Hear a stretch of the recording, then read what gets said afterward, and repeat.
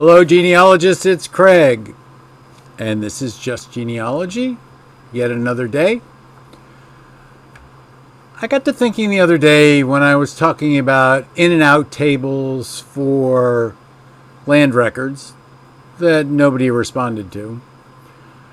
So I still don't know what other people are doing with land records and in and out tables. That an in and out table was sort of a funny kind of timeline.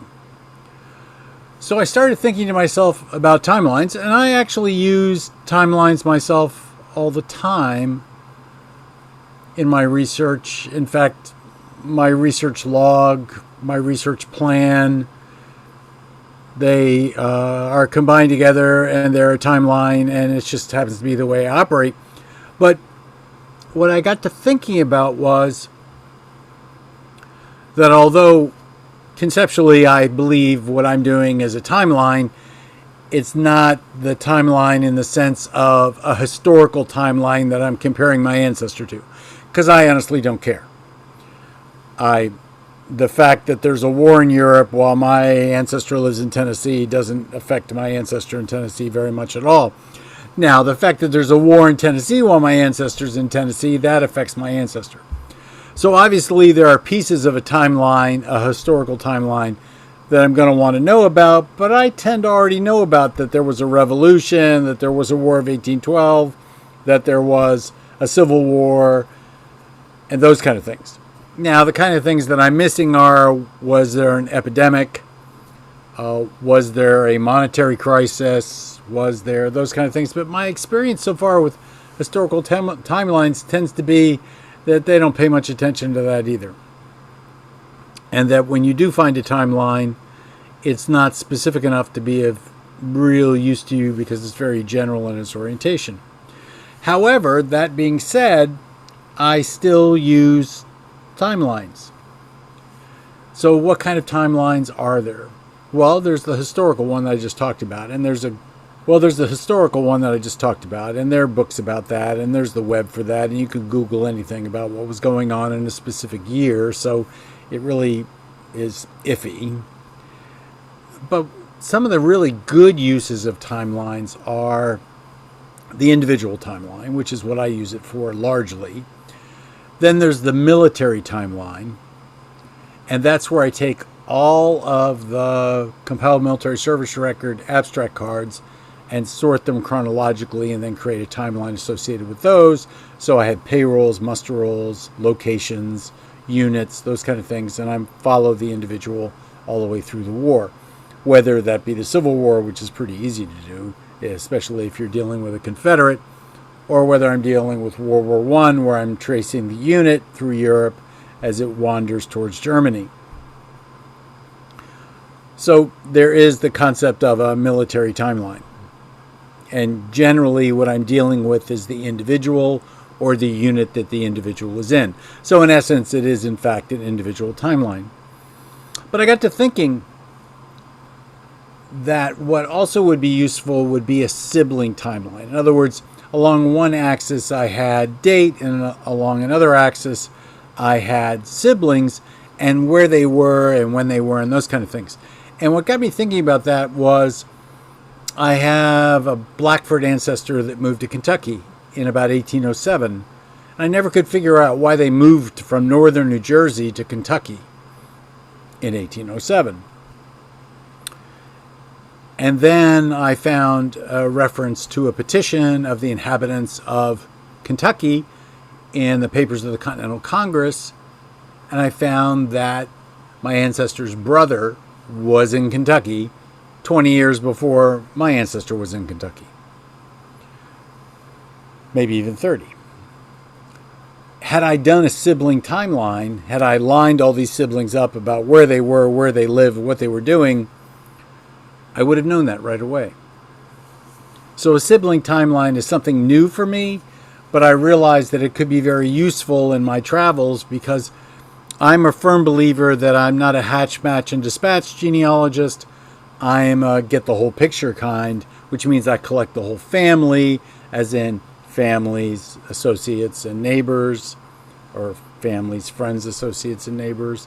But the family part, I mean, if you've got a brick wall, the first thing you want to focus on is the extended family or the near family, either one. And one of the ways that you can do that is with a sibling timeline. Now, one of the things that's also going to be helpful to you is a local history timeline. And I'm not talking about a national timeline. I'm talking about a county timeline. Knowing what county formation is all about for your county is helpful to you, because it may be that your ancestor appeared in the county before it was that county, and you need to know what the predecessor county was. And you also need to know what counties were created out of that county. So you want to have a county formation timeline caught in your head as you're dealing with any individual that you've got on the ground. Local history timeline will also be helpful in regards to what's going on. And I think a good place to put that together, and I think a good place to pull that all together is the county history. Now, do I trust county histories? No, I don't. But then I don't trust anything. But I do believe that a county history will give you insight about what's going on in the county at specific points in time. Now, part of that county piece would also be land and tax. I talked about land records before in the in and out table, but I really haven't talked about tax records. Tax records are like census records. They're pre-census records more than likely, although in some places like Virginia, the tax list, both personal property and real, are on microfilm through 1850 and available beyond that. So you have census at the same time. And those tax records are very useful in regards to showing how people move out of the area or move into the area. So you want to have a timeline associated with tax records. Now, you also want to do that from the perspective of the surnames in the county. Take all the surnames in the county that your individual is in and create a timeline, much like you did for the sibling timeline, in regards to the tax list, and that will be helpful to you also. The only other piece that I think I'm missing in all of this stuff is information about the individual, which is part of that peso dance, which I'm always talking about. And the two components of the peso dance that a lot of people forget about are occupation and church. So you always want to know the occupation of the individual that you're dealing with, and you always want to know what church they went to. And between those two things and integrating them into your timeline, that might be very helpful to you. There is the issue of when churches are created and when they're disestablished, and what was the church before that, and those kind of things. So they'll help you in your timeline efforts.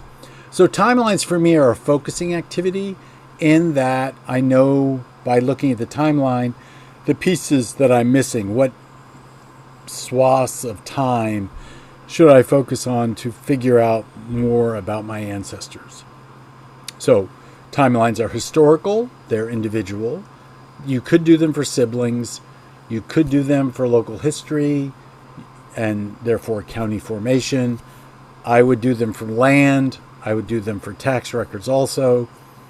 And I would integrate the concept of occupation and church records into my timelines. So, this has been Craig, and this has been Just Genealogy. Please subscribe, please tell your friends, and another day has gone by. See you tomorrow.